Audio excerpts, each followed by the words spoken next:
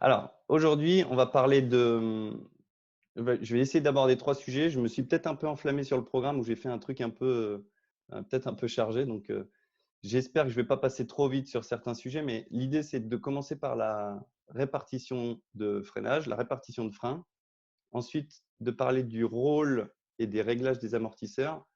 Parce qu'il y en a qui ont… Je me suis aperçu la dernière fois qu'il y en a qui confondaient entre ressort dans la suspension, entre ressort et amortisseur. Il y avait un peu un malentendu, donc essayer d'éclaircir un peu ça. Et puis après, terminer sur l'analyse data. J'ai reçu quelques data par mail et il y en avait une qui était intéressante où en fait, globalement, du moins je l'ai prise en exemple, mais globalement, tout le monde m'envoie des data avec que des données GPS ou alors des données GPS avec des données moteurs. Et comment on peut interpréter ça? Du coup, je vais essayer de faire ça aussi à la fin, d'interpréter le pilotage, d'analyser le pilotage avec seulement des données GPS.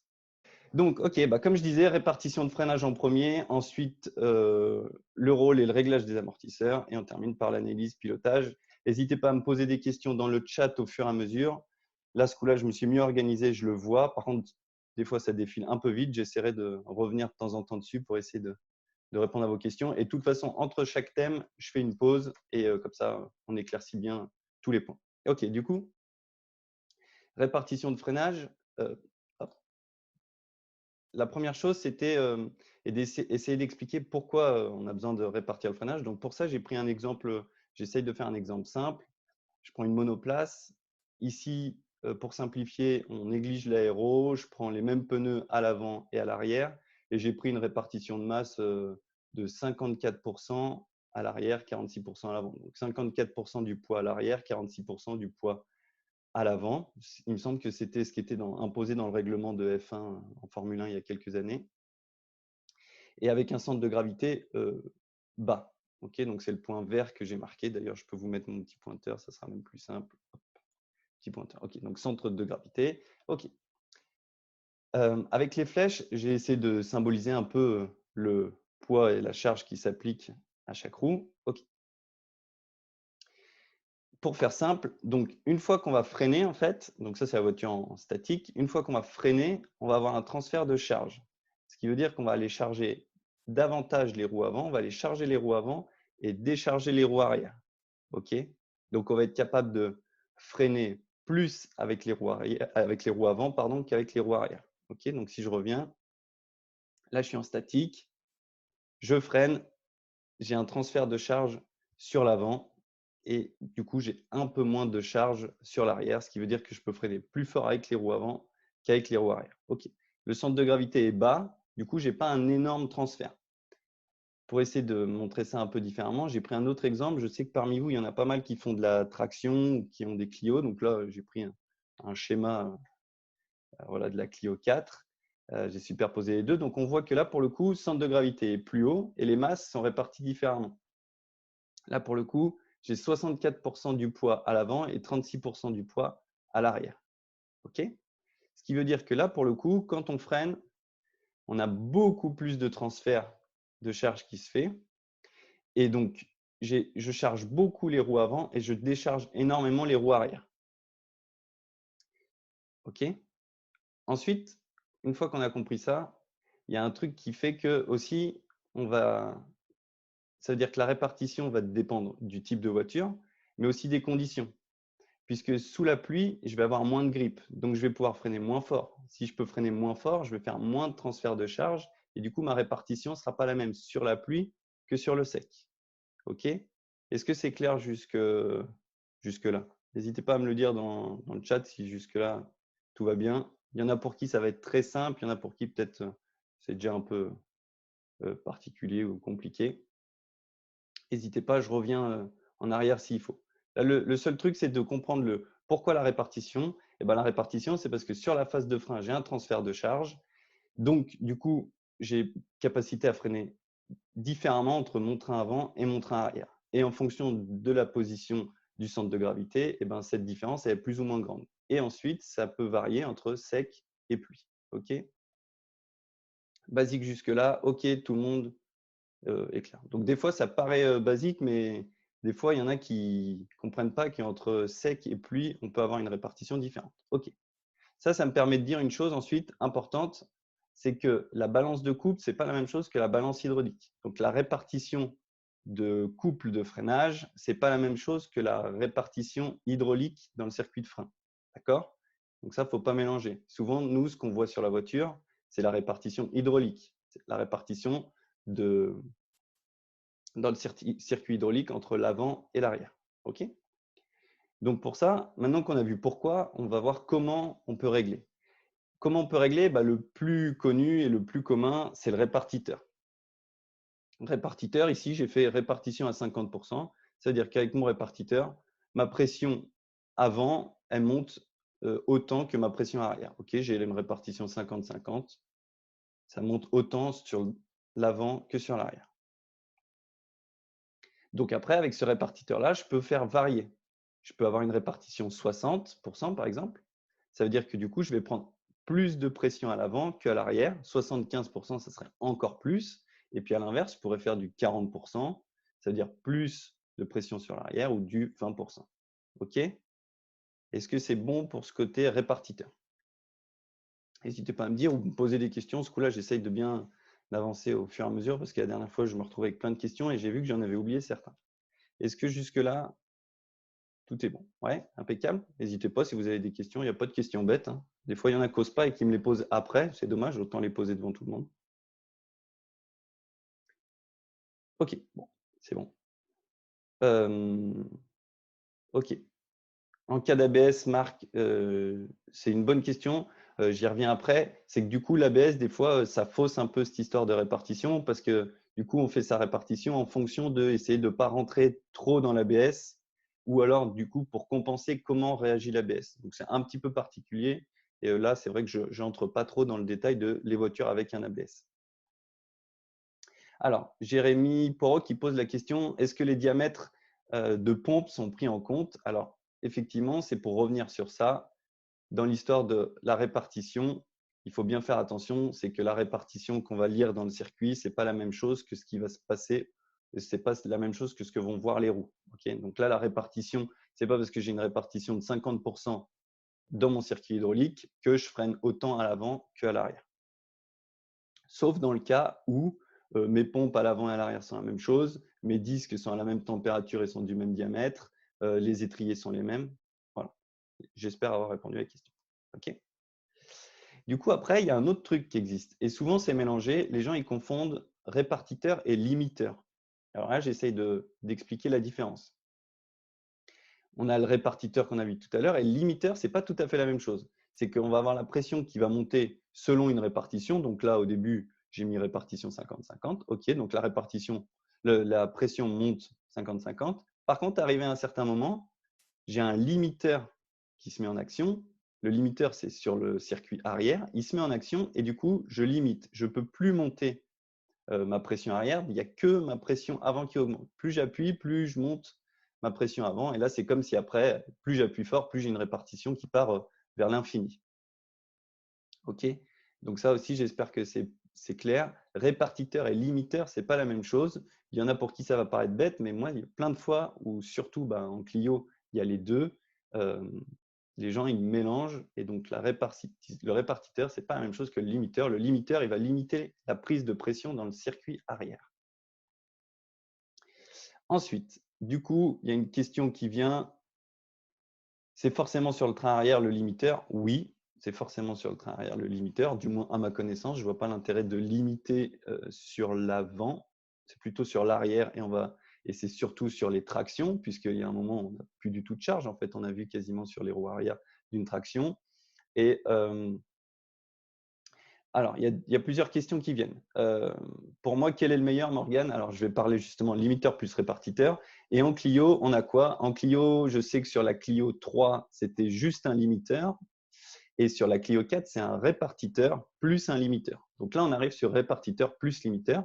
Et en fait, d'avoir les deux en série, ça va permettre de, avec le répartiteur, bouger cette première répartition avant que le limiteur rentre en action. OK? Donc, je peux faire par exemple une répartition à 40% et ensuite le limiteur rentre en action. Et là, je pars à l'infini vers l'avant. Ou alors, je peux commencer directement avec 60% de répartition et après augmenter encore plus quand le limiteur rentre en action. J'espère avoir éclaircit du coup l'intérêt et la différence entre les deux. Et globalement, on utilise un limiteur sur les tractions, puisque comme on a vu, le transfert de charge est tel, d'ailleurs je pourrais revenir, hop. Le transfert de charge est tel qu'on a quasiment plus de capacité de décélération sur le train arrière. Donc on essaye de limiter, sinon on se retrouverait à bloquer complètement les roues arrière. Donc on limite la prise de pression sur le train arrière et après, le pilote il gère au pied la pression sur le train avant. Alors, comment tu règles alors les questions du coup. À quoi va me servir le limiteur? Le limiteur va me servir à limiter ma prise de pression à l'arrière et donc de ne pas bloquer les roues arrière, surtout sur une voiture où le train arrière est énormément déchargé. Comment tu règles si tu as les deux? Et bah, du coup, j'espère avoir répondu à tes questions, Mathieu, entre le répartiteur va te servir sur la partie où tu n'es pas entré en action dans le limiteur. Donc, ça veut dire sur des freins avec peu de pression. Quand tu passes à peu de pression, on va le voir tout à l'heure sur les datas. Et ensuite, bah, le limiteur, c'est la limite à quel moment, sur les gros freinages, tes roues elles bloquent. OK. Est-ce que Mathieu, j'ai répondu à ta question? Et donc, Alexandre me pose une question. Si on tape dans les freins à 100% de frein avant, alors le fait que tu parles en pourcentage, je me demande du coup si c'est une histoire de, tu fais un peu ça dans les jeux, parce que j'ai vu que ça parlait pas mal en pourcentage. Enfin, bref, c'était peut-être pas ça tes questions. Dans tous les cas, une fois que le limiteur est rentré en action, effectivement, plus tu appuies, plus tu te retrouves avec l'équivalent de 100% de frein sur l'avant. Ça sera rarement complètement le cas parce qu'il faudrait vraiment appuyer vraiment très très fort pour que ça change et que ça oublie le fait que donc souvent les limiteurs en fait c'est sur les Clio, je sais que ça limite à 36, entre 36 et 40 bars sur le train arrière.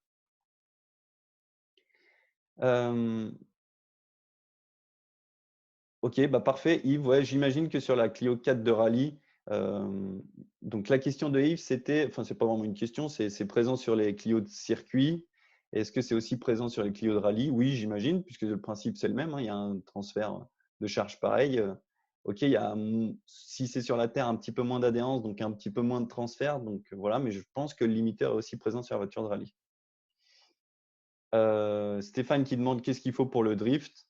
Alors là, tu sors de mon domaine de compétences. Le drift, je ne sais pas faire grand-chose. Là, pour le coup, répartition de frein, j'imagine que le but, c'est de faire du transfert. Pour déclencher la glisse, on fait du transfert de charge donc sur l'avant. Donc, tu vas avoir tendance à freiner beaucoup avec les roues avant pour augmenter ton transfert. Mais là, tu sors un peu de mon domaine de compétences. Je sais pas. Alors, Morgane demande si l'avantage du limiteur, c'est de garder une assiette plate lors du freinage. L'avantage du limiteur, c'est en fait, c'est surtout d'éviter que tu bloques tes roues arrière sur des gros freinages. Puisqu'on a vu que sur les tractions, tu as déjà beaucoup de poids à l'avant et en plus, tu fais un gros transfert parce que le centre de gravité est assez haut, tu te retrouves qu'à un moment, il n'y a quasiment pas de charge à la roue sur tes roues arrière. Donc, en fait, tu ne peux pas freiner au-delà d'une certaine pression. Donc, tu fais exprès de limiter pour ne pas bloquer les roues. La question de Mathieu, quand tu as les deux, lequel règles-tu en premier? Les deux se règlent indépendamment, en fait, puisqu'ils n'interviennent pas au même moment. Mais ce qui est pas mal, c'est pour augmenter ta plage de réglage de répartition, c'est qu'au début, tu ne limites pas. Donc, tu repousses le plus possible la limite. Moi, les limiteurs de frein que je connais, tu peux aller que jusqu'à 40 bars. Donc, tu te mets à 40 bars. Ça te laisse donc, comme ça une plus grande marge pour régler ta répartition. Et puis ensuite, une fois que tu as réglé ça, tu règles ton limiteur et tu ajustes entre 25, 30, 35, 40 bars. J'espère avoir répondu à tes questions.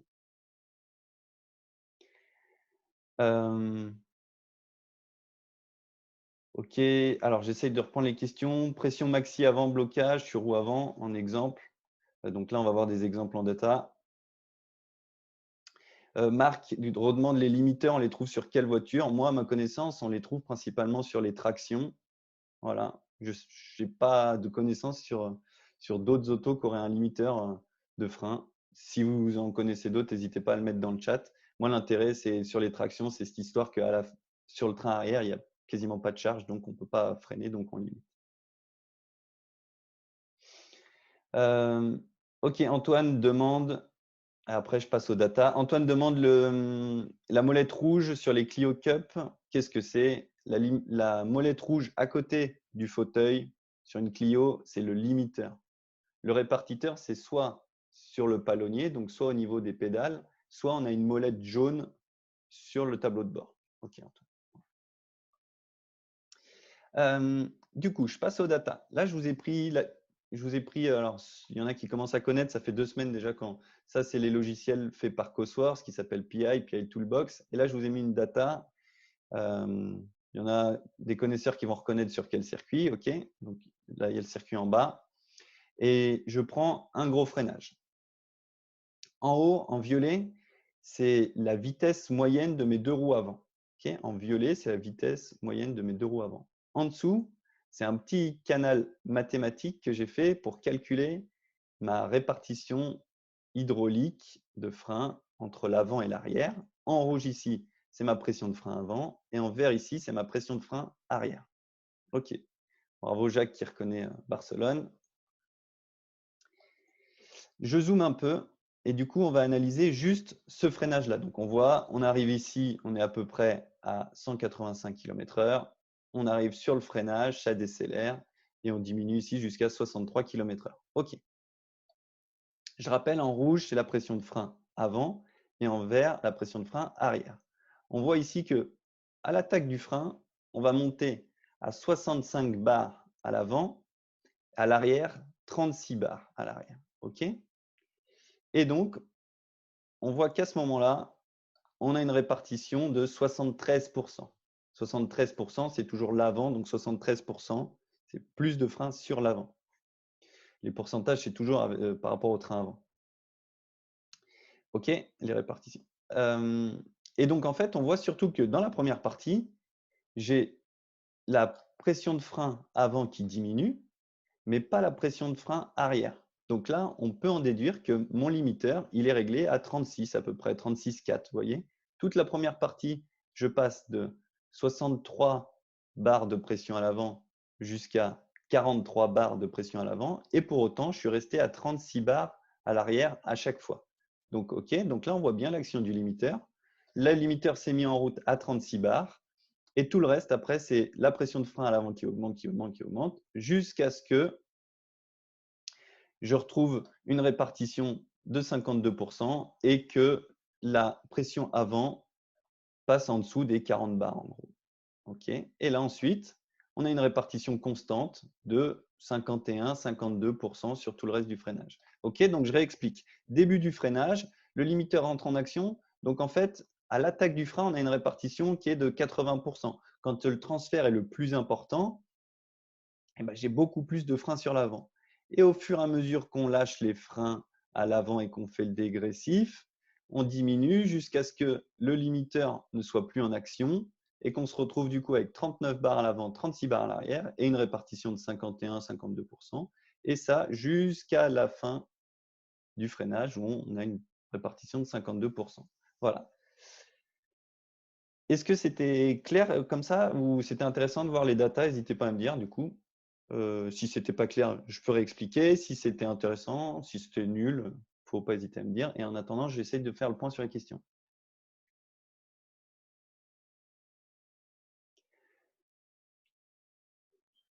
Ah ouais, du coup, effectivement, le circuit était marqué en bas à gauche, voilà, bien pour les tricheurs. Ok, c'était intéressant. Ok, tout le monde préfère globalement avec les datas, ça marche. Je reviens juste, j'ai une question de Yves qui est passée sur une propulsion à moteur avant. Faut-il aussi un limiteur? Je ne pense pas qu'il faille un limiteur puisque un moteur avant. Alors, j'en ai pas vu, je ne saurais pas te dire. Je ne pense pas qu'il faille un limiteur, mais écoute, peut-être. Souvent, ça veut dire que propulsion, tu ne décharges pas autant que ça sur les phases de frein, le train arrière, mais peut-être. Écoute, limiteur, moi, j'en ai vu que sur les tractions. J'espère avoir répondu à ta question, Yves. Alors, du coup, question de Maxime, et là, je reviens. Une balance trop importante peut déstabiliser la voiture à l'attaque des freins. Ok, donc ça, c'est intéressant de voir ensuite l'aspect pilotage. Et du coup, la différence entre qu'est-ce qui va se passer quand je vais avoir une répartition plus sur l'avant ou plus sur l'arrière. globalement, si j'ai trop mis de freins sur l'avant, à l'attaque de mes freins, je vais bloquer les avants. Si j'ai trop de freins sur l'avant. OK? Ou même à la fin de mon frein, je vais bloquer les avants. C'est comme ça que je peux, en tant que pilote, détecter. C'est que si à l'attaque de frein, si à l'attaque de frein, je bloque les avants et que je sens que c'est jamais super simple. Il faut que je leur explique plus simplement. OK. Trop de frein sur l'avant, ça veut dire que globalement, souvent, en fin de frein, je vais bloquer mes avants. En fin de frein, ça va toujours être mes avants que je vais bloquer. Globalement, je vais le ressentir comme ça et je vais être piégé. Si par contre, je rentre avec une voiture qui me fait souvent comme un petit coup de frein à main ou souvent qui rentre en survirage, c'est que là, pour le coup, je vais avoir un peu trop de frein sur l'arrière.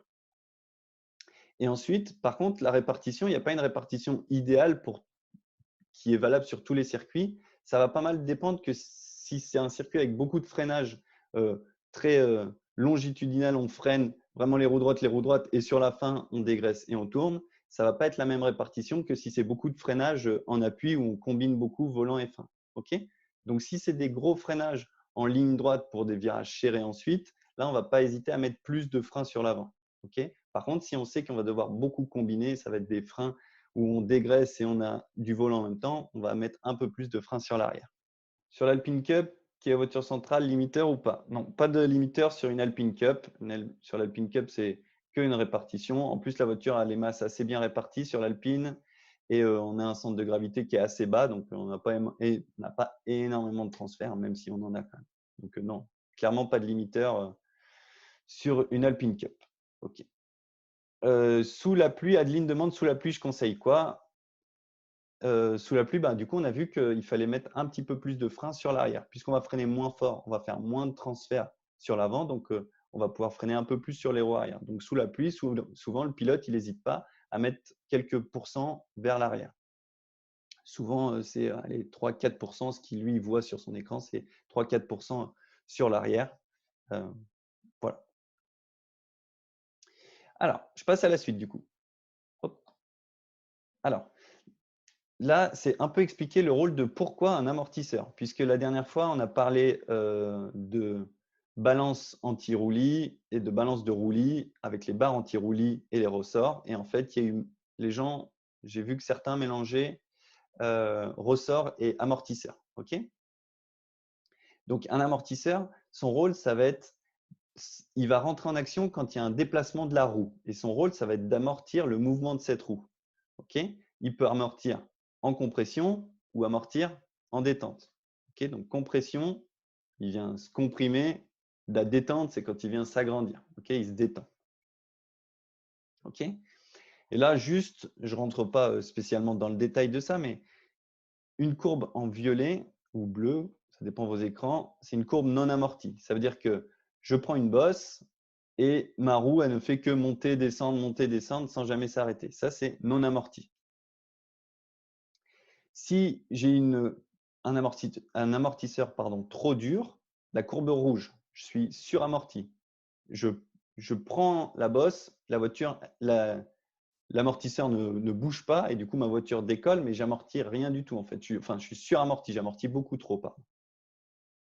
Donc, suramorti, c'est amortisseur trop dur. Sous-amorti, c'est la courbe orange. Ça veut dire que là, j'ai un amortisseur trop souple. Ok, j'amortis, mais ça met trop de temps et j'ai encore beaucoup de mouvement.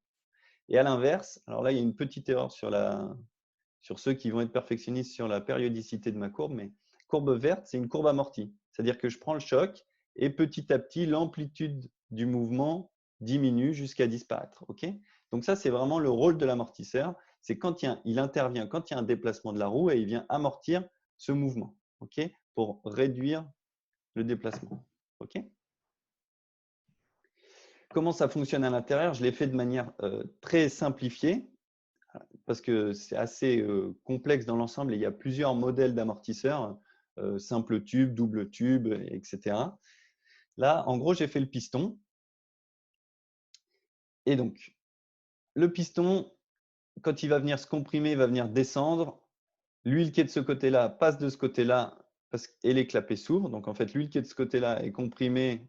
Elle trouve une issue de sortie, une issue de secours par là. Les clapets s'ouvrent. OK. Et du coup, l'huile circule dans ce sens-là. À l'inverse, quand le piston remonte, se détend, c'est d'autres clapets qui viennent s'ouvrir et le chemin se fait par ici.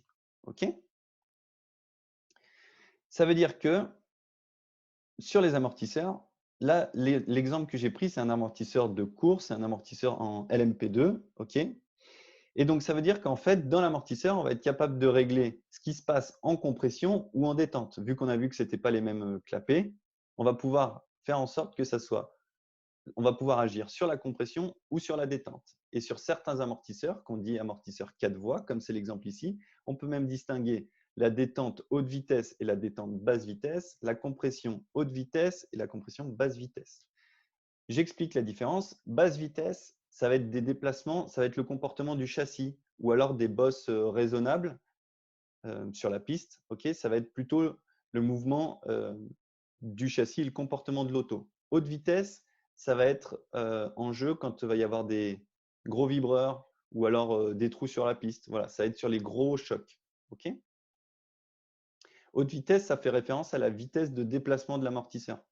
Quand l'amortisseur se déplace doucement, c'est que c'est des bosses raisonnables sur la piste ou alors c'est tout simplement le comportement dynamique de l'auto. Par contre, quand c'est des hautes vitesses, bah pour le coup, c'est quand c'est un choc sur un vibreur dans un trou. Voilà. Et sur un amortisseur de course, on va pouvoir régler ça. Et en fait, là, dans ce cas-là, c'est avec des molettes. Et du coup, tout est indiqué ici. En plus, c'est pas mal. Donc, détente en anglais, ça se dit rebound. C'est là en rouge. Et ensuite, on a les basses, c'est marqué low. Les hautes, c'est marqué high. Et plus je vais serrer, plus je vais durcir. Plus je desserre, plus je vais assouplir. OK?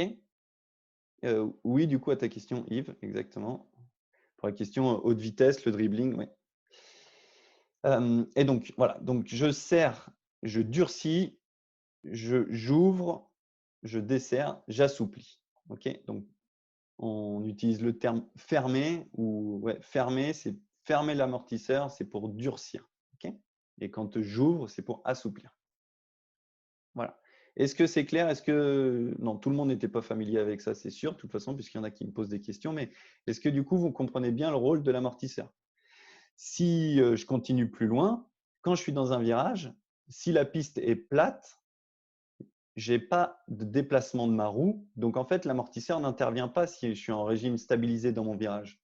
OK? Ça va vraiment être sur les régimes transitoires.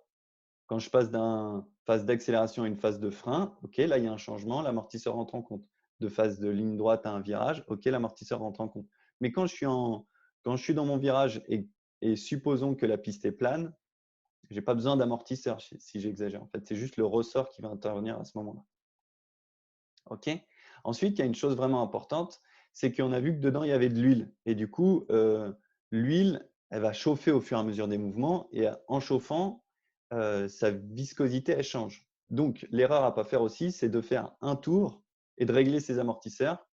Parce qu'en fait, ça va être faussé puisque l'amortisseur n'est pas rentré encore, l'huile n'est pas rentrée à sa température de fonctionnement, elle n'a pas encore chauffé. Du coup, la viscosité, ce n'est pas la même. Et du coup, en fait, le réglage, ça voudra rien dire, ou du moins, ça va changer après une fois que ça va chauffer.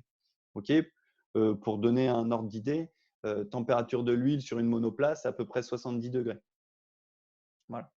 Donc, en fait, il faut faire quand même plusieurs tours pour que ça chauffe et pour pouvoir ensuite régler et que ça soit le reflet de comment ça va se comporter ensuite sur un roulage ou sur une course.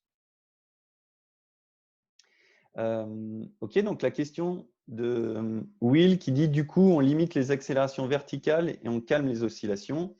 Donc, en fait, quel intérêt ça va avoir, c'est qu'effectivement, on va pouvoir régler si on veut que nos compressions soient très souples ou très dures. Par exemple, si je trouve que quand je freine, ma voiture ne bascule pas assez vite ou pas assez, eh ben, je vais pouvoir, par exemple, donc sur une phase de frein, je vais pouvoir assouplir devant en compression. J'assouplis les compressions, donc ça va permettre de plus vite charger l'avant. Et je peux aussi, par exemple, assouplir les détentes arrière pour faire en sorte que l'arrière monte plus facilement. OK?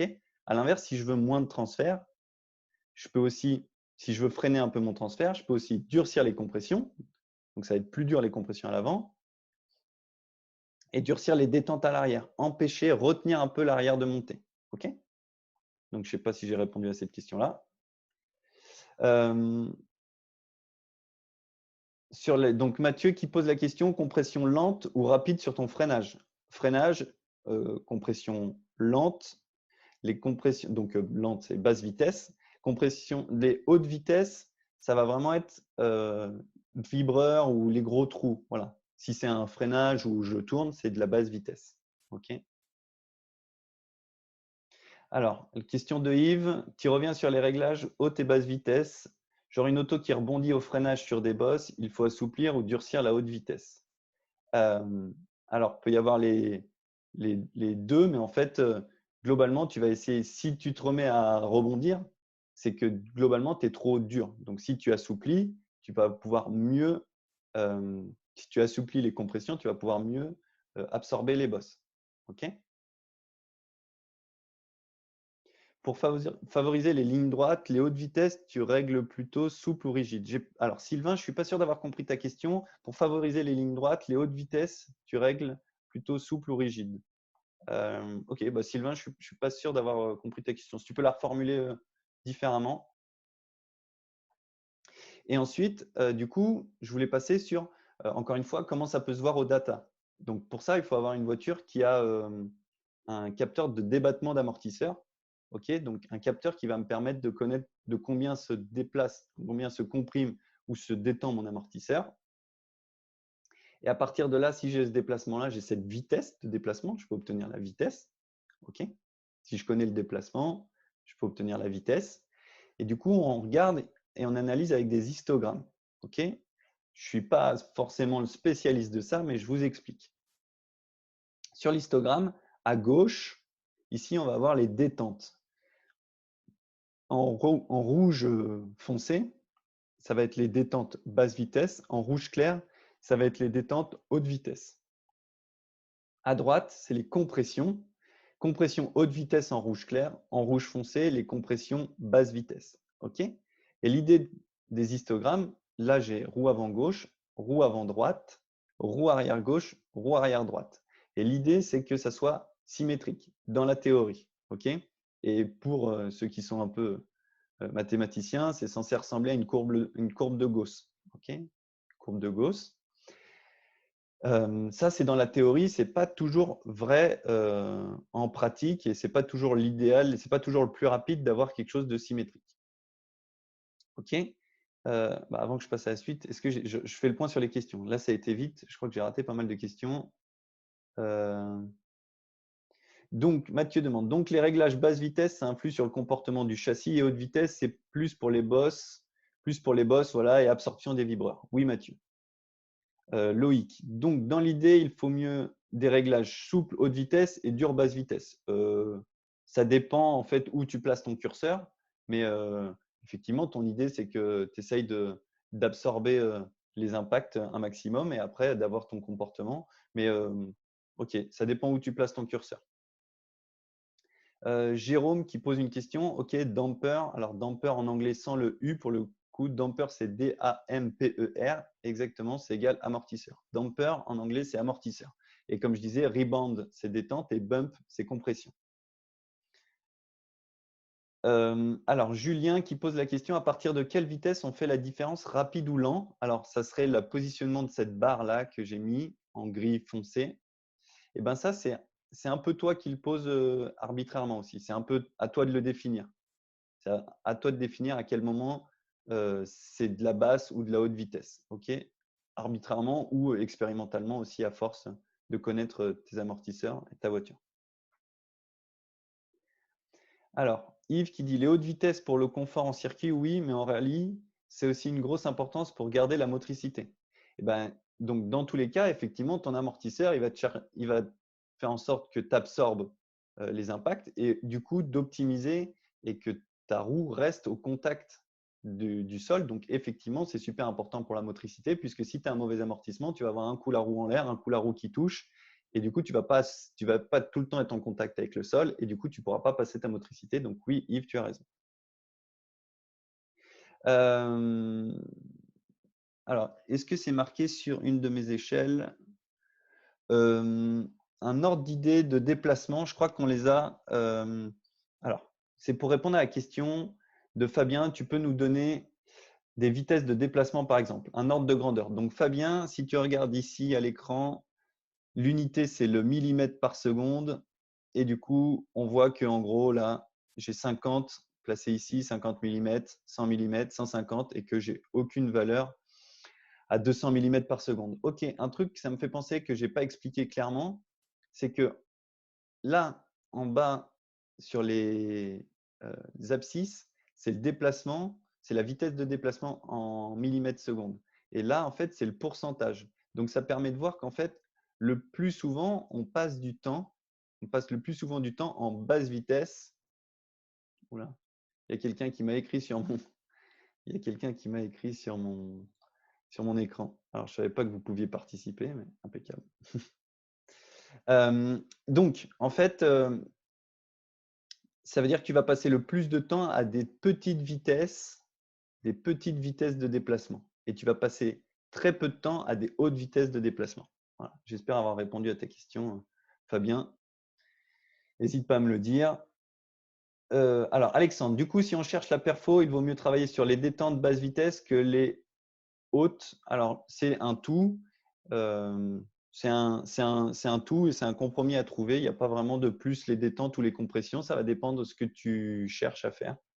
OK, on a vu que les détentes et les compressions, ça n'agissait pas au même moment.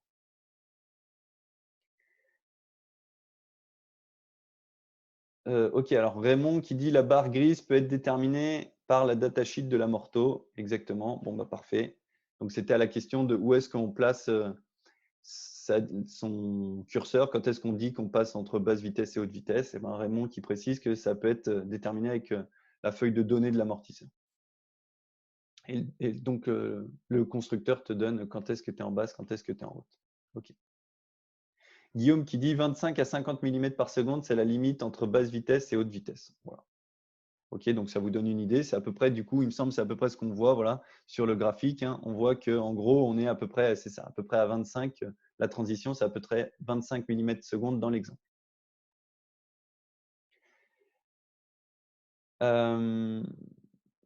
OK. Est-ce que vous avez d'autres questions? Donc, il y a Lolo qui s'excuse. Donc, c'est Lolo qui nous a écrit sur le graphique. Je passe du coup à comment on peut se servir de ça. OK, du coup, là, c'est un peu moins idéal. On voit que là, du coup, c'est un peu moins symétrique. Et donc, c'est comment on va pouvoir agir pour rendre ça un peu plus symétrique. Alors, moi, en l'occurrence, j'ai posé des exemples en disant, ici, bah, par exemple, on pourrait durcir les détentes basse vitesse. Donc là, les rouges foncés, si on durcit, on va monter un peu ici. Et du coup, ça va rendre un peu plus symétrique en basse vitesse, compression et détente. Donc, on pourrait durcir ici les basses vitesses. À l'inverse, ici, on voit qu'on passe un peu trop de temps, on va dire, sur les détentes basse vitesse. Donc, si on assouplit, on va diminuer un petit peu, on va rendre un peu plus symétrique en pourcentage, droite et gauche, compression détente. OK. Pareil ici, on voit qu'il faudrait diminuer un peu, assouplir les détentes basse vitesse. Et ici, dans cet exemple-là, bah, on pourrait encore une fois assouplir ici. Donc, si on assouplit ici, ça va diminuer le pourcentage. Et on pourrait durcir les hautes vitesses en détente pour essayer d'augmenter un peu le pourcentage, okay, pour essayer de rendre quelque chose d'un peu plus symétrique. OK. J'espère que c'était clair comme ça. Alors, David Drou qui dit manque de motricité, sortie de virage lent, que peut-on faire avec l'amortisseur? Eh ben, la motricité, tu vas essayer d'aller la chercher en assouplissant. Tu vas pouvoir assouplir tes basses vitesses en compression à l'arrière. Et du coup, si tu vas assouplir, tu vas aller trouver un peu plus de motricité. Donc, assouplir les compressions arrière en basse vitesse. OK. David, pourquoi faut-il que les histogrammes soient symétriques? Je ne veux pas répondre en disant de bêtises. Je risque de… Ouais. Globalement, c'est parce que dans la théorie, c'est comme ça que c'est l'idéal. Encore une fois, il y a des contre-exemples et il y a des fois où tu as un histogramme qui n'est pas symétrique et ça fonctionne. Okay. L'idée, du coup, c'est d'aller chercher une courbe de Gauss. Et pareil, dans la théorie, que ton pourcentage, ton point maximal, ça soit 21,7, je crois, il donne ça comme. Bref, ça rentre un peu trop dans le détail, mais on peut approfondir après si tu as des questions. On peut approfondir ça après. Est-ce que vous avez d'autres questions avant que je passe à l'analyse pilotage? Est-ce que c'était clair? Est-ce que c'était nul? Est-ce que c'était bien? Est-ce que vous avez des questions sur répartition de freinage ou alors les amortisseurs? Alors, Jérôme qui pose une question sur j'ai tendance à faire des sous-virages, je dois augmenter ma détente et baisser ma compression. Alors, si tu as tendance à sous-virer à quel moment? Par exemple, on imagine que tu as tendance à sous-virer, on va dire que dans ton exemple, c'est au moment où tu lâches les freins, tu arrives à ton point de corde, tu lâches les freins et là, ta voiture sous-vire. Peut-être que c'est parce que quand tu lâches les freins, ta voiture elle revient trop vite en position neutre. OK, donc tu peux freiner ce mouvement-là. Donc, OK, donc tu vas freiner les détentes, tu vas fermer les détentes avant pour empêcher de remonter trop vite à l'avant. Et tu peux aussi, par exemple, durcir les compressions arrière pour éviter que l'arrière redescende. OK? Donc, ça veut dire que quand je lâche les freins, si je prends du sous-virage, c'est peut-être que quand je lâche les freins, hop, l'avant, il remonte trop vite. Donc, pour empêcher l'avant de remonter trop vite, je peux fermer les détentes. OK? OK, bah, entrée de virage. Donc, Jérôme, donc, je pense que je suis tombé juste sur l'exemple. Alors, Antoine, j'ai pas compris la question sur des formules de promotion. Ah, pas de capteur de vitesse. Ah oui, pardon, si j'ai compris la question. Et oui, effectivement, du coup, bah, en l'occurrence, Antoine en Clio ou quoi, pas de, à moins de le faire équiper soi-même, d'origine, on n'a pas de capteur de débattement d'amortisseur. Donc, effectivement, tu n'as pas cette info-là. Il n'y a pas pas toutes les autos sont équipées de capteurs de débattement d'amortisseur. Yves, effectivement, c'est court pour apprendre à régler une auto. L'idée, c'est d'essayer de le rendre assez simple et accessible. Après, s'il faut approfondir, on peut faire des modules spéciaux et puis à ce moment-là, on peut même faire intervenir des spécialistes de chaque domaine. Je sais que là, dans tous ceux que vous êtes, il y en a qui sont vraiment spécialistes et vraiment très forts pour régler des autos. Donc, ça, selon la demande, on peut aussi faire des choses plus approfondies. Combien d'années pour un diplôme d'ingénieur? C'est 5 ans. C'est 5 ans et puis voilà. Donc comment on peut le bosser, Antoine? Eh ben, Antoine dit sans les capteurs, comment on peut le bosser? Ben, encore une fois, il y a un gros capteur dans la voiture, c'est le pilote. Et ben, du coup, c'est à la demande du pilote. Si le pilote veut trouver de la motricité, si le pilote trouve qu'il y a du sous quand il lâche les freins, voilà. Ça va être, du coup, ton capteur, ça va être le ressenti pilote.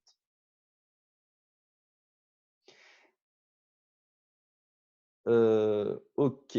Alors, dernière question et après si c'est OK pour vous, on passe sur l'analyse data. La question d'Alexandre que j'avais mal compris tout à l'heure: pour plus de perfo, est-ce qu'il vaut mieux travailler sur la compression des temps de basse vitesse que sur la haute vitesse? J'ai l'impression que la haute vitesse, c'est davantage pour le confort sur vibreur ou autre. Alors c'est, un moment, moi, il y avait même un ingénieur qui m'avait dit: «En gros, la compression, c'est pour le pneu et la détente, c'est pour le pilote». OK. En tout cas, haute vitesse, c'est pas vraiment que pour une histoire de confort sur vibreur. Oui, OK, confort sur vibreur, mais en fait, finalement, c'est aussi pour que ta roue, elle absorbe le choc et que tout de suite, elle vienne se reposer derrière et que du coup, tu retrouves tout de suite de la motricité ou alors du potentiel sur tes roues, en fait.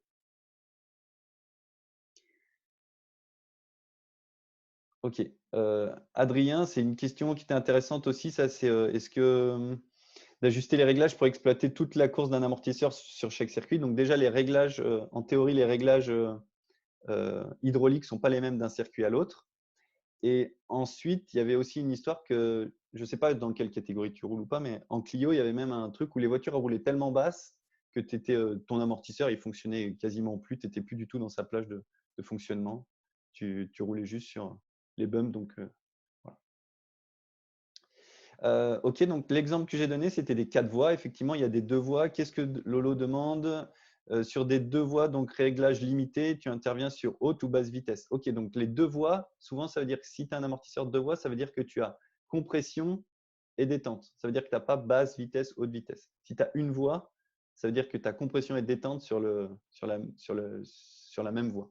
OK, donc on peut avoir 4 voies, 3 voies, 2 voies, une voie. Il y a même un truc que j'ai pas parlé, il y a même, on peut régler le blow-off. Alors là, du coup, c'est vraiment sur les gros chocs, c'est autoriser ton amortisseur a tout de suite absorbé un très, très gros choc. Ils le font notamment, du coup, ça peut être sur des circuits en ville, voilà, je sais pas, en Formula I, en WTCC, ça peut être intéressant, ou ces fois sur les circuits en ville, il y a vraiment des trottoirs à absorber. Comment fais-tu pour voir si le pneu est en contact avec la piste sur les datas? Là, du coup, on s'écarte un peu. C'est un sujet que je peux traiter un peu plus tard, sans souci. OK. Est-ce que c'est bon pour vous? Est-ce que c'est OK pour que je passe à l'analyse data? D'ailleurs, je vois que le principal concerné, celui où on va observer ces datas, il n'est même plus devant, même plus devant l'écran. Pas de souci. Alors, je prépare. Tac. Donc, ici, l'idée, c'est d'analyser les datas avec le logiciel Race Analysis. Donc, c'est AIM. Globalement, il y en a beaucoup d'entre vous qui m'ont posé des questions sur ce logiciel-là. Donc, je pense que la plupart de vous, vous utilisez ce boîtier qui s'appelle Solo, je crois. Solo, Solo 1, Solo 2. Et qui, du coup, est pas mal parce qu'il s'installe facilement dans une voiture. Et du coup, avec les données GPS, on peut récupérer des datas. Et là, je vais essayer de vous montrer comment on peut analyser ces datas. Ensuite, donc du coup, ici, en rouge, je vais comparer un tour en 2 minutes 13 289 de Mathieu, donc là, Matt, contre un 2 minutes 13 632 de Vincent. Donc deux tours très proches, hein, il y a moins de 4 dixièmes. Allez, on est à 3 dixièmes et demi de différence entre les deux. OK? Première chose super importante, c'est qu'il faut, quand on fait l'analyse, c'est bien faire attention que sur l'axe des abscisses, quand on compare des pilotes, on est bien en distance et pas en temps. Là, hop, si je le bascule en temps, voilà. Si je bascule en temps, en fait, celui qui va être plus rapide, il va mettre, finalement, il finit son tour en moins de temps, donc les courbes vont se décaler. Donc, c'est important de comparer en distance. Et ensuite, en regardant, alors je pense que je peux même dézoomer un tout petit peu, hop. Et du coup, ensuite, donc certains vont avoir reconnu le circuit, hein, circuit du Mans. Je vais le laisser de côté en petit pour l'instant, juste pour que vous puissiez le voir. Tac. Chose importante aussi, c'est que là, je vois que je suis passé en distance, mais je trouve un peu étrange que mes vitesses mini ici, elles se décalent. Donc, je pense qu'il faudra recaler au fur et à mesure du tour. Il va falloir recaler mes datas, c'est-à-dire recaler la superposition entre la bleue et la rouge pour ne pas dire de bêtises. OK? Donc, voilà à quoi ça pourrait ressembler une analyse de data. En haut, j'ai mis, mais pour l'instant, je ne vais pas trop m'en servir. En haut, c'est l'accélération latérale qui peut ressembler en fait avec un petit temps de décalage, mais comment le pilote agit sur le volant. Ici, c'est l'accélération longitudinale. Ensuite, ici, c'est la vitesse GPS de la voiture. En bleu, c'est un pilote, en rouge, c'est l'autre pilote. En dessous, c'est le régime moteur. Et là, ensuite, cette courbe-là, c'est est-ce que le pilote prend du retard ou de l'avance par rapport au pilote de référence. Donc, en l'occurrence, quand la courbe bleue monte, c'est que le pilote bleu, Vincent, prend du retard sur la référence rouge. Et quand la courbe bleue passe en dessous, c'est qu'elle reprend de l'avance. OK, donc en haut, je suis en retard. En dessous, je suis en avance. OK. N'hésitez pas, là, je jette un œil de temps en temps si vous avez des questions sur ce que je suis en train de dire ou si ce n'est pas très clair. Hop. Donc, ensuite, j'arrive au premier virage. Ceux qui ont du mal à suivre, il y a la petite croix qui se déplace sur le circuit au fur et à mesure ici. Ce qu'on voit, premièrement, c'est que le pilote en bleu, ce qu'on peut lui dire, c'est que tu as l'air de lâcher les gaz pour le droite rapide, et du moins de lâcher beaucoup plus les gaz pour le droite rapide que le pilote en rouge. Donc, ce qu'on peut conseiller au pilote en bleu, essaye de lâcher un peu moins les gaz, puisque du fait que tu lâches un peu trop, tu prends 5 km/h de retard, et du coup, tu te retrouves qu'en un seul virage, ici, tu as pris quasiment un dixième de retard. OK ? Les repères de frein. Le pilote en bleu arrive moins vite, il freine plus tôt parce qu'on voit que la courbe commence à descendre avant la courbe rouge. OK ? Et le pilote en bleu freine un peu moins fort parce que les deux courbes se rapprochent ici. Donc, OK, pilote en bleu, tu arrives moins vite. OK, essaye d'arriver plus vite, essaye de freiner un peu plus tard et tu dois être capable de freiner un peu plus fort. OK? Le pilote en rouge, tout se passe bien sur ce virage-là. Visuellement, je n'ai pas trop de conseils. Par contre, pilote en bleu, essaye de freiner plus tard, un peu plus fort et essaye d'avoir un petit peu plus de vitesse mini dans le virage. Je vois aussi surtout que la vitesse mini, elle n'est pas au même moment sur les deux pilotes. Donc, le pilote rouge, j'ai le sentiment que quand je regarde les courbes, là, il freine, là, il lâche un peu les freins. Donc, finalement, sur la fin, il rentre un petit peu trop vite et du coup, il se retrouve arrêté à prendre une corde un peu trop tard. Je sais que sur ce logiciel-là, normalement, on peut comparer les trajectoires. OK. Si je zoome, OK, courbe en bleu, effectivement, ça a l'air de se voir. Courbe en bleu, trajectoire un peu différente, même si, à mon avis, tout n'est pas parfait sur cette lecture GPS, mais courbe en bleu, on voit que le point de corde est ici, alors que courbe en rouge, le point de corde est un petit peu plus tôt. Petit décalage entre les deux points de corde. OK? Donc, ce qu'on a vu au data, ça a l'air de se confirmer en GPS. OK? Donc, pilote en bleu, freine un peu plus tard, un peu plus fort. Fais en sorte de prendre ta corde un petit peu plus tôt. Essaye d'avoir un peu plus de vitesse au point de corde. OK. Du coup, tu seras aussi mieux pour reprendre de la vitesse et passer un peu plus vite le droite. OK. Le droite de la chicane, il dépend complètement de comment je passe le gauche. OK, pas de souci. La sortie est pas trop mal pour le pilote en bleu. OK. Là, par contre, je vois un décalage de vitesse entre la voiture bleue et la voiture rouge. OK. Alors, je suis désolé, je vois que ma connexion Internet n'est pas terrible. Donc, certains, vous ne devez pas tout entendre ou tout voir ce que je fais. OK, je suis désolé. Là, j'essaierai de comprendre. Je n'ai pas beaucoup d'infos, mais j'ai le sentiment qu'il se passe quelque chose et le pilote bleu, il perd de la vitesse. Est-ce qu'il a pris le rupteur? Je peux voir qu'au régime moteur, ça correspond au moment où il y a eu un changement de vitesse. OK, donc il y a eu un petit raté ici pour le pilote bleu ou un changement de vitesse trop tôt ou mal exécuté ou alors un rupteur. Mais je serais plutôt pour un changement de vitesse un peu tôt et un peu trop long. OK. Ensuite, ici, on arrive du coup dans le grand droite. Je ne sais plus comment il s'appelle. Ah si, le virage de la Chapelle. Virage de la Chapelle. Donc, encore une fois, un peu la même remarque pour le pilote bleu. Le pilote bleu arrive moins vite. OK. On voit qu'il y a une différence de vitesse de 2 km/h, pardon. Arrive moins vite. Il freine plus tôt, puisqu'on voit la courbe descendre avant la courbe rouge. Le pilote bleu freine plus tôt. Par contre, on voit que ici, point de corde, vitesse mini, on a une grosse différence. Pilote bleu, 83 km/h. Pilote rouge, 73 km/h. OK. Pour autant, le pilote rouge sort plus vite. Ce qu'on peut essayer de voir, c'est qu'est-ce qui vaut mieux dans ce cas-là. Alors, est-ce qu'il vaut mieux freiner plus tôt, avoir plus de vitesse mini, quitte à avoir une sortie moins bien? Et bien, ce qu'on peut faire, c'est qu'on peut comparer en termes de temps. Avant le virage, hop, avant le virage, le pilote bleu a 2 dixièmes 8, 2 dixièmes, donc 280 millièmes de retard.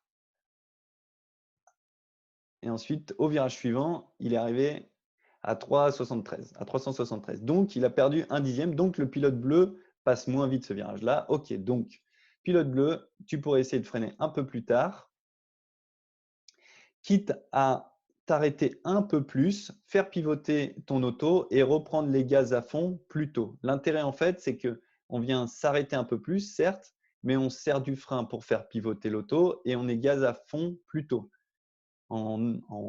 Sur circuit, l'important, ce n'est pas d'être le premier à accélérer, c'est surtout d'être le premier à être à fond. Okay, donc, en l'occurrence, ça ne sert à rien de freiner tôt et d'être très vite au point de corde. Il vaut mieux freiner un peu plus tard dans ce cas-là, faire bien tourner l'auto et ensuite reprendre gaz à fond. OK. Encore une fois, n'hésitez pas à me poser des questions s'il y a des trucs qui ne sont pas clairs ou si vous n'êtes pas d'accord. Encore une fois, ici, je vois que l'accélération, OK. Par contre, le pilote en bleu, ça décroche un peu. Encore une fois, là, au niveau du régime moteur, c'est un changement de vitesse. Donc, là, j'essaierai de comprendre pourquoi à chaque fois, sur le même changement de vitesse, j'ai le pilote qui perd de la vitesse. Est-ce qu'il y a un problème pour passer la boîte, pour passer la vitesse? Est-ce qu'il ne sait pas faire? Voilà, j'essaierai de comprendre. OK. Donc, ce virage-là, virage de la Chapelle, ça lui a coûté un dixième. Ce n'est pas grand-chose, mais à force, ça fait un peu. OK. Ensuite, on arrive au virage suivant. Et ensuite, après celui-ci, je recalerai les courbes. Virage suivant. Ah, est-ce que j'ai des questions? Ah, j'ai eu des questions, pardon. Oula, plein de questions. Non, pas trop. Qui rentre quand… Ah, bon, il y a des blagues aussi. C'est avec quelle auto c'est courbe? Clio toujours. Alors, question de Yves, bonne question. C'est vrai que je n'ai pas précisé. Là, en l'occurrence, sur cet exemple-là, c'est en Twin Cup. C'est une Twin Cup. Ah bah voilà, Mathieu qui précise Twin Cup. OK.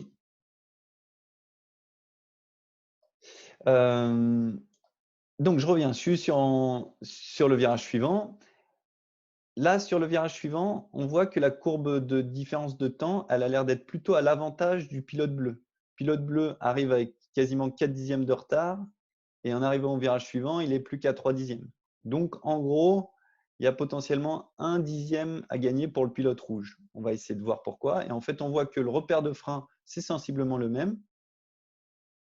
La courbe de décélération, sensiblement la même. On voit juste que sur la deuxième partie de freinage, certainement quand on commence à mettre du volant, quand on commence à mettre du volant, eh ben, le pilote rouge arrête un peu moins l'auto, va chercher un point de corde un peu plus tard et du coup s'arrête beaucoup et ensuite ressort. Le pilote bleu arrondit un peu plus sa trajectoire. C'est pour ça aussi que la forme de la courbe de vitesse est un peu moins en V. Souvent, c'est que tu es un peu plus arrondi. On va pouvoir regarder en GPS. Du coup, le pilote en bleu arrondit un peu plus, OK, et à une meilleure vitesse mini, quasiment 5 km/h d'écart en vitesse mini dans cette courbe-là. C'est un petit peu au détriment de la sortie, mais finalement, ce qu'il a gagné dans la courbe, il ne se le fait pas tellement reprendre dans la ligne droite, si ce n'est qu'il y a toujours ce problème où les courbes se décalent quand il y a un passage de vitesse. Donc là, vraiment, pilote bleu, essayez de comprendre pourquoi à chaque fois, au passage de vitesse, il y a du temps de perdu. OK. Donc, ça permettait de voir en GPS, est-ce que ça confirme la trajectoire? Donc, effectivement, on voit qu'en courbe bleue, c'est un peu plus arrondi. Ceux qui connaissent ce circuit, c'est le pilote bleu utilise certainement un peu plus tôt l'extérieur de cette piste parce qu'il y a de la place, on peut utiliser à l'extérieur, alors que le pilote rouge va venir chercher une corde un peu plus tard et surtout, il va faire une trajectoire plus fermée. On voit que la trajectoire en rouge est un peu plus fermée. Donc, OK, pilote en rouge, tu pourrais essayer d'optimiser un peu plus ta sortie, quitte à prendre un point de corde un peu plus tôt et reprendre un peu plus de vitesse et élargir un peu plus à la sortie.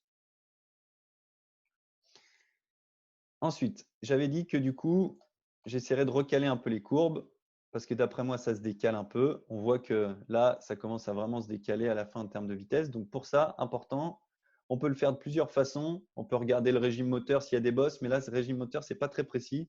Donc je vais le faire un peu à l'expérience. C'est un peu triché, mais du coup, je pense que là, on revient dans quelque chose de plus acceptable pour la fin du tour. Ok, donc j'ai recalé mes courbes. Tac. Si je voulais vraiment les recaler bien, je regarderais sur le régime moteur. Une bosse sur le circuit, elle est au même endroit pour les deux voitures et une bosse, ça se voit sur le régime moteur. Souvent, ça fait une petite montée en régime. Donc, en fait, il suffirait de regarder vraiment le régime moteur, zoomer un peu et de voir et de recaler et d'aligner cette bosse. Le seul problème, c'est que là, sur ce régime moteur-là, j'ai l'impression que la fréquence d'acquisition, elle n'est pas terrible et du coup, j'arrive même pas à avoir de bosse en fait. Donc, bon, je le fais un peu à l'œil. D'ailleurs, là, je pense que je suis… Oups, pardon. J'ai été un peu trop vite.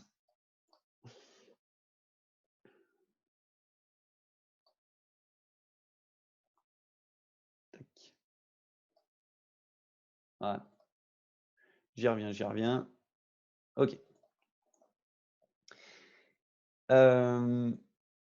Du coup, là, pour le coup, pilote en bleu. Ah, est-ce que j'ai des questions? Amortisseur pour recaler, non. Effectivement, si j'avais les amortisseurs, ça serait top. Mais là, en l'occurrence, on a dit qu'on n'était qu'avec un GPS, donc je ne peux pas recaler les courbes avec les amortisseurs. Je peux recaler les courbes qu'avec ce que j'ai sous la main, donc les données du GPS et le régime moteur. Comment l'accélération latérale et longitudinale peut nous aider? Là, en l'occurrence, j'en fais beaucoup avec la vitesse. l'accélération latérale, ça va être un peu le reflet aussi de ce qui se passe au niveau du volant. Ce n'est pas tout à fait exact, mais bon, ça permet de voir souvent du coup que si un pilote fait quelque chose de plus arrondi ou plus fermé. Okay. Et puis finalement, l'accélération longitudinale, ça va juste donner une info de quand est-ce que ça freine ou accélère, mais on le voit aussi très bien avec la vitesse. Comment on fait pour recaler dans le logiciel demande Mathieu? Alors, j'ai un peu merdé là juste tout à l'heure, juste avant, mais c'est avec ici ce petit outil qui s'appelle Snap On ou Off, la Snap. Je crois qu'il bon, ça s'affiche plus, mais ouais, Snap. Et du coup, quand je clique dessus, ça m'affiche deux petites règles en bas et ça me permet de décaler une courbe par rapport à l'autre. OK. Je finis mon tour. J'en étais ici, donc pilote en bleu qui freine plus tard, qui fait pivoter l'auto un petit peu plus tôt, hein, vitesse mini un peu plus tôt que le pilote rouge. OK, et une sortie plus belle. Donc là, en l'occurrence, pilote rouge qui pourrait s'améliorer un petit peu aussi en essayant de freiner un peu plus tard, un peu plus fort sur le début. Essayer d'aller chercher un peu plus loin, faire pivoter l'auto plus tôt et d'avoir une sortie un peu plus belle. Et après, comme toujours, hop, comme à chaque fois, pilote bleu, il y a un problème sur le passage de vitesse. Pilote bleu est plus rapide, plus rapide. Le moment du passage de vitesse, bam, les courbes s'inversent. OK. Ensuite, hop, alors je suis désolé, je ne maîtrise pas encore super bien ce logiciel-là et du coup, j'ai fait une connerie, mais c'est pas grave. Je vais me reprendre. Tac. Voilà, je vais me remettre là, ici, pardon.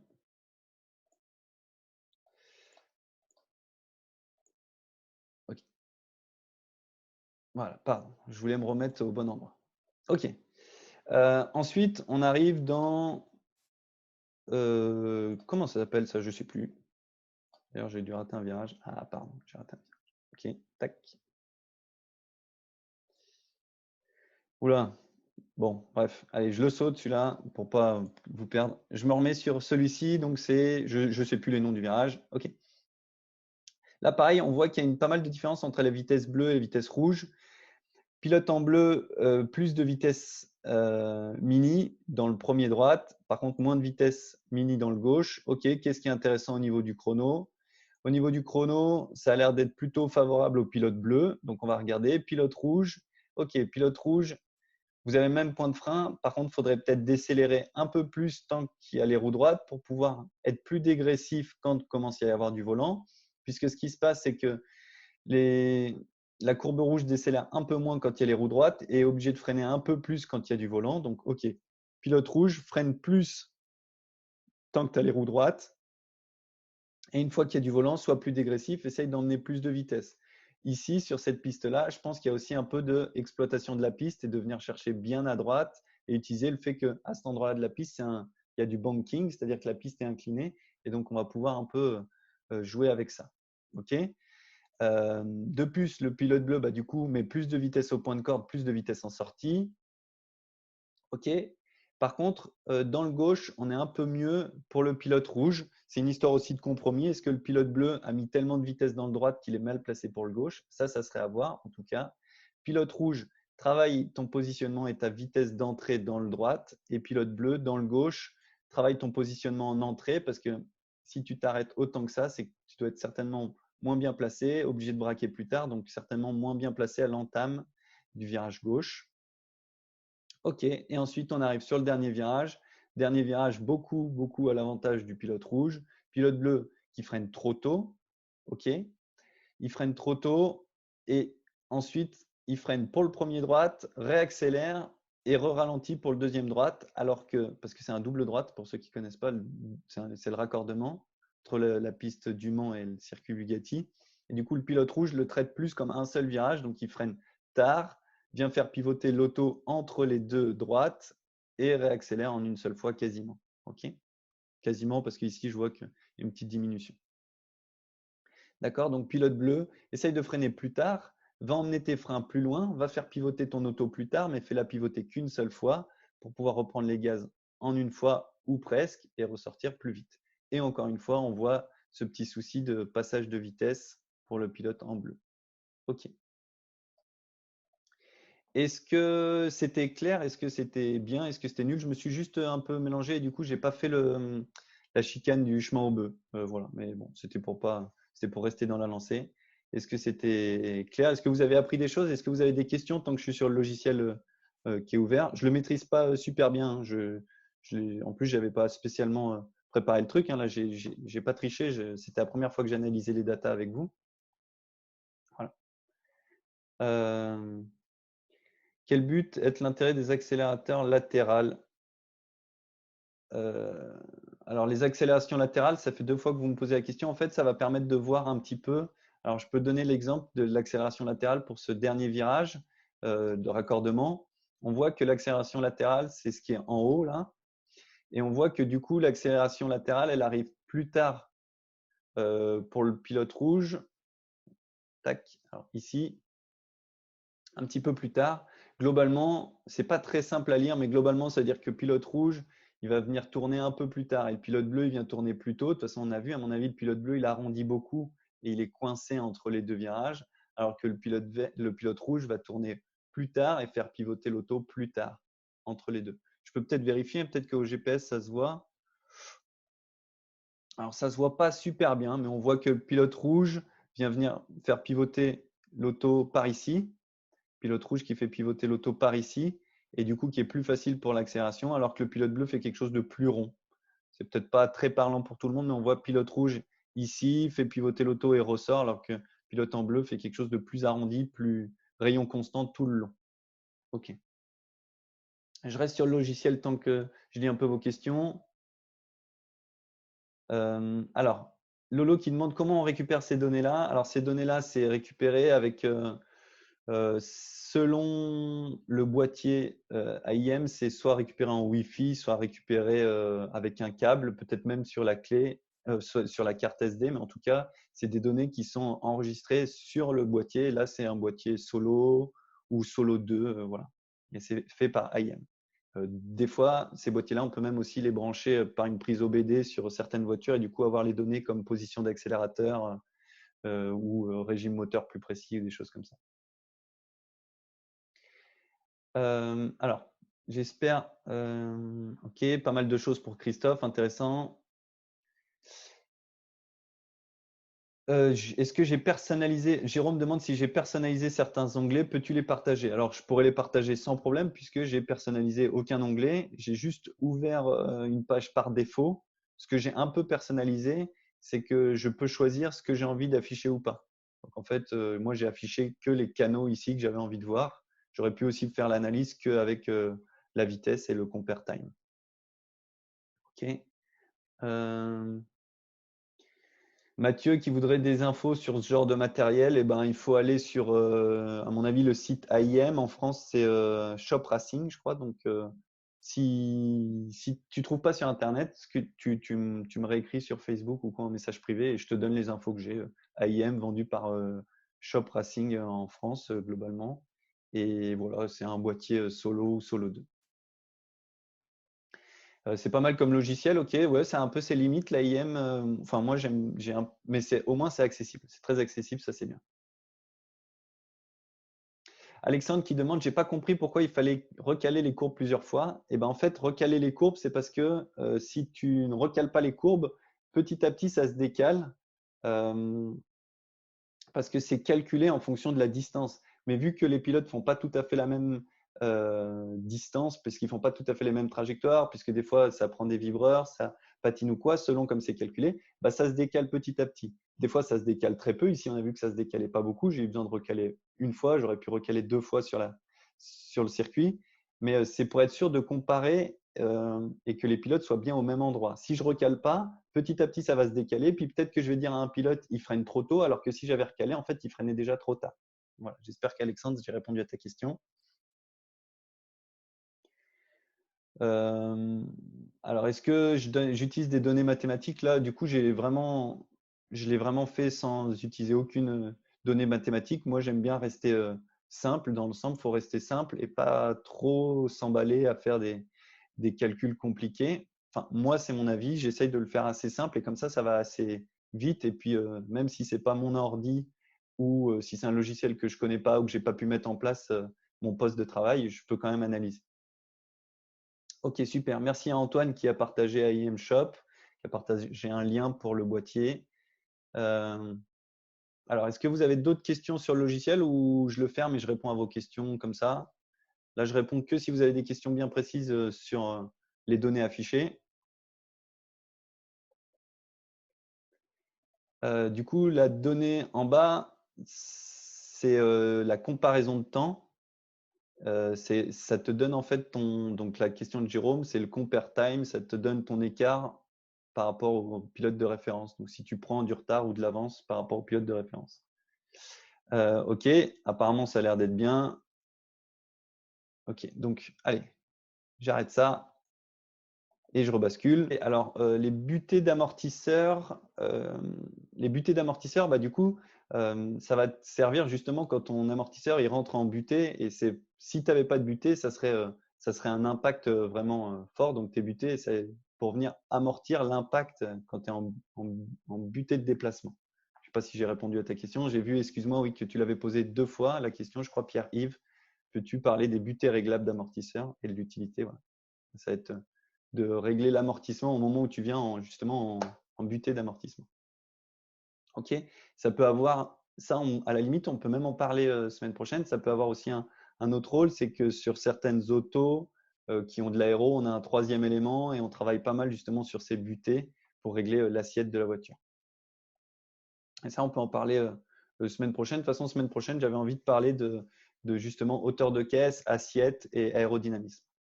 Donc, si ça vous branche, dites-moi si ces sujets-là, ça peut vous intéresser. Aéro, assiette, hauteur de caisse. Ok, ouais, sur la 208, vous aviez ça. Ok, bah ouais, ça peut être aussi sur la 208. En plus, c'est pas des grands amortisseurs, donc amortisseurs un peu de série. Et c'est aussi pour ça, ça doit être comme la Clio où on roule très bas et du coup, on passe pas mal de temps justement sur les butées on est très bas et on n'est pas dans la plage de l'amortisseur. Accessible, merci Christophe.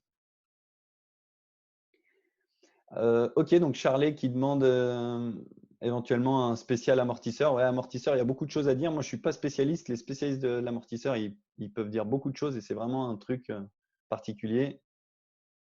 Ah oui, j'ai une chose aussi, c'est que oui, il n'y a pas que des Français qui ont participé. C'est vrai que du coup, Maca, espero que has entendido bastante lo que intenté explicar. Voilà, mais juste une petite partie en espagnol, mais si tu as des questions, après, j'y réponds.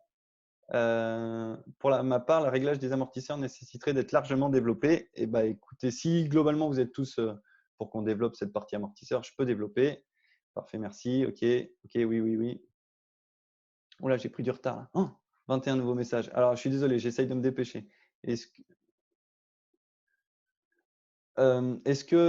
Question de Lolo, est-ce qu'on peut s'auto-analyser en se comparant soit par tour, soit par type de réglage? Effectivement, tu peux, là en l'occurrence, c'était 2 pilotes différents, mais tu peux aussi analyser toi versus toi dans des tours différents, ou alors toi tout seul par rapport à la théorie. Là, c'est un peu plus dur quand on n'a pas de référence. Il faut être avoir un peu plus l'habitude. Mais oui, et puis tu peux du coup forcément comparer 2 réglages différents. Par contre, il faut que tu sois réplicable parce que si tu n'es pas capable de tout le temps piloter au même niveau, bah, du coup, tu vas fausser un peu tes comparaisons. Mais oui, ça peut te permettre de voir au data avec tel réglage, passer plus vite dans le rapide, par contre moins vite dans le lent, effectivement. Donc, Fabien qui serait d'accord pour le programme de la semaine prochaine. OK, si tu as le choix, quel est le logiciel d'analyse que tu recommandes? François me demande quel logiciel d'analyse je recommande. Moi, dans l'année, je travaille beaucoup avec PI de Cosworth et Wintax de Magneti Marelli et un petit peu avec AIM là, mais c'est vraiment rare. Et Motec, là, en ce moment, pas mal avec Motec pour le e-sport parce que quand on exporte les données sur e-racing, c'est avec Motec qu'on les ouvre. Donc, oui, moi, ce que j'aime bien dans l'ensemble, j'aime bien Cosworth, donc PI, et j'aime bien Wintax de Magneti Marelli. OK. As-tu prévu, Mathieu me demande si j'ai prévu un tuto pour utiliser et configurer Motec. Non, je n'ai pas prévu, mais si ça vous intéresse, je peux le faire. Je commence un peu à maîtriser, mais mon truc, c'est que dans l'ensemble, la meilleure façon d'apprendre à utiliser le logiciel, c'est ou de lire le manuel d'utilisateur ou de regarder les tutos qui existent déjà sur les logiciels. Moi, ce que j'aime bien, c'est plutôt vous expliquer comment analyser les courbes et c'est plutôt là qu'il y a un peu de valeur ajoutée, c'est comment analyser les courbes.